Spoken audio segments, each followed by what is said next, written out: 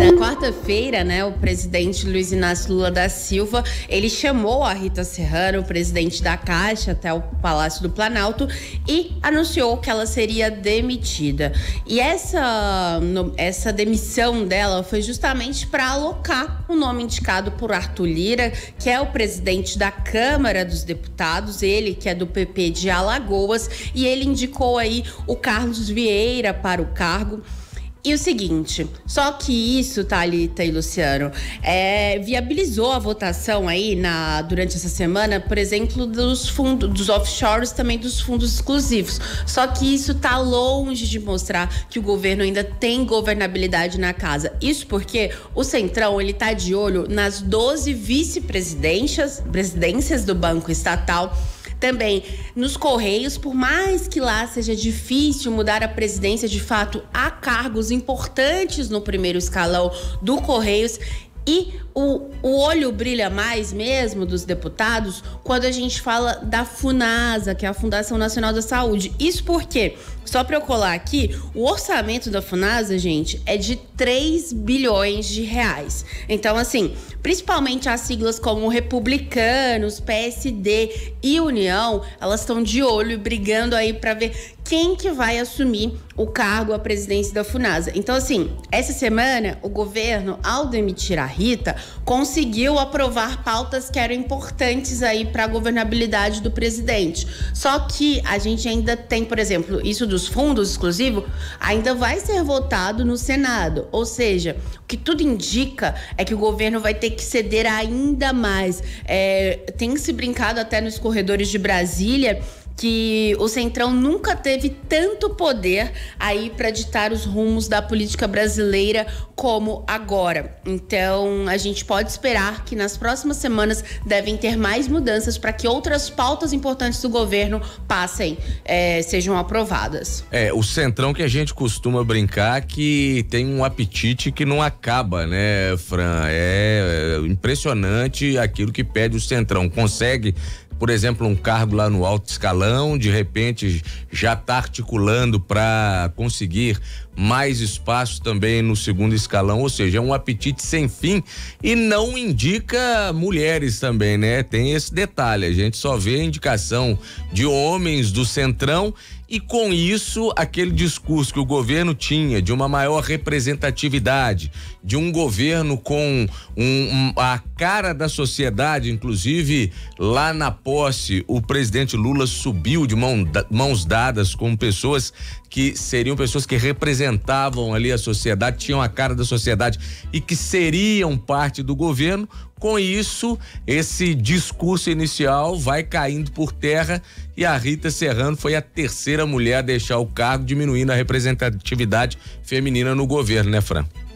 Exatamente, Luciano. E cada vez que isso acontece, o clima vai ficando ainda pior. Isso você bem disse, a Rita Serrano foi a terceira aí nesses últimos dias. A gente teve a Daniela caindo também do alto escalão, Ana Moser também deixou a pasta de esportes para acomodar aí deputados do PP, do Republicanos, que é quem garante essa governabilidade. No Brasil a gente tem isso que chama de presidência de coalizão, né?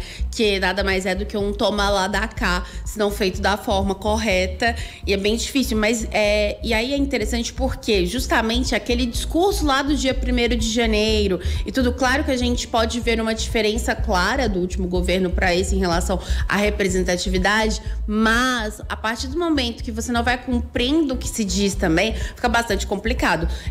A gente teve um evento aqui em Brasília na quarta-feira, que inclusive foi sobre misoginia e tudo, e que todas as ministras do governo, elas foram convidadas. Só que esse evento aconteceu horas depois, eu te falo até que foi 1 hora depois que a Rita Serrano foi lá no Planalto e foi demitida. Ela, inclusive, ia participar desse evento na Câmara, só que ela, obviamente, nem compareceu. Foi a primeira-dama Janja, foi também a ministra Cida Gonçalves, que é de mulheres, a Esther de Gestão, a Margarete Menezes da Cultura, a Anísia da Saúde, a Marina Silva do Meio Ambiente, a Aniele da Igualdade Racial e a Sônia dos Povos Originários. Mas o que foi comum entre todas elas? A nossa repórter, Gabriela Oliva, estava lá ninguém quis comentar justamente sobre essas trocas que têm acontecido. Nenhuma delas se sentiu à vontade para falar sobre como que tem sido essa questão de representatividade no governo.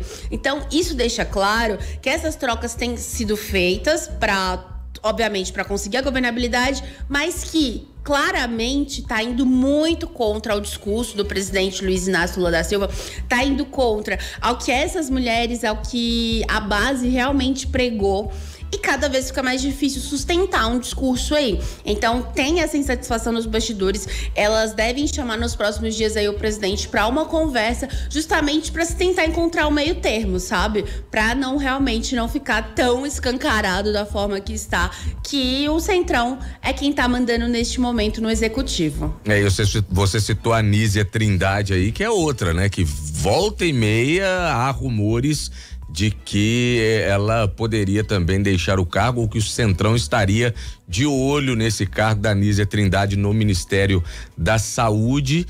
E caso aconteça, vamos ver qual seria ou quem seria o indicado do Centrão para ocupar esse espaço. Por enquanto, ela segue no cargo, mas volta e meia há rumores de que a Anísia Trindade também poderia deixar o governo.